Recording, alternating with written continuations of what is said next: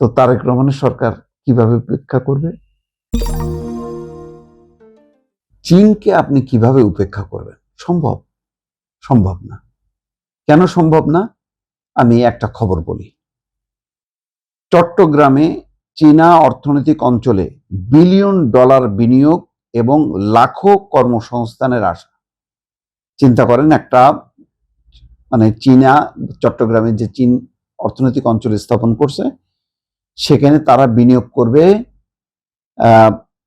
Billion dollar, ধরেন $1 billion, এবং লাখো মানুষের কর্মসংস্থান হবে।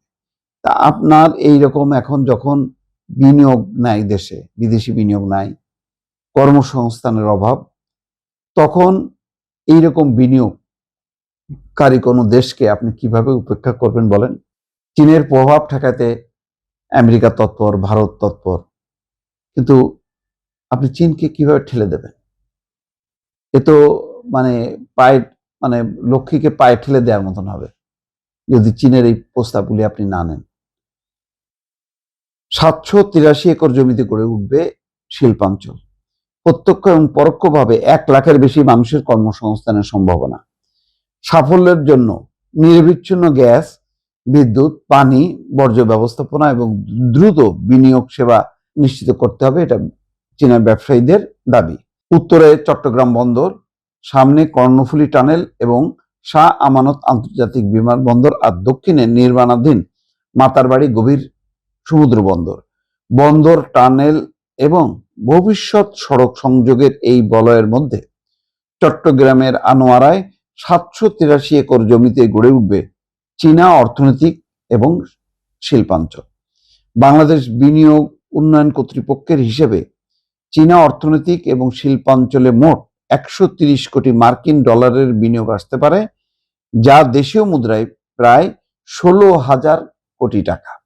প্রত্যক্ষ এবং পরোক্ষভাবে 1 লাখের বেশি মানুষের কর্মসংস্থান হবে বলে আশা করা হচ্ছে।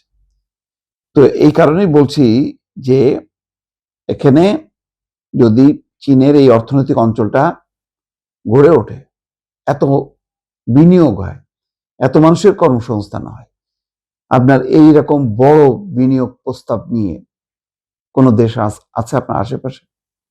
ভারত করবে, পাকিস্তান করবে, তুরস্ক করবে, আমেরিকা করবে, ইউরোপ করবে? এই যে বড় বড় কথা আমেরিকা বলে, ভারত বলে, তা লাভ কি?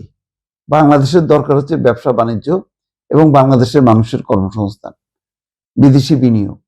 তো সেই জিনিসগুলি যদি চীন দেয়, তাহলে চীনকে আপনি কিভাবে উপেক্ষা করবেন? বড় বড় যে প্রজেক্ট বাংলাদেশে, এই যে তিস্তা বহুমুখী প্রকল্প, সেটা ব্যারেজ সহ, আপনি এটাকে কিভাবে উপেক্ষা করবেন? তারা যে করিডোরের প্রস্তাব করেছে, সেটাও বা কিভাবে উপেক্ষা করবেন?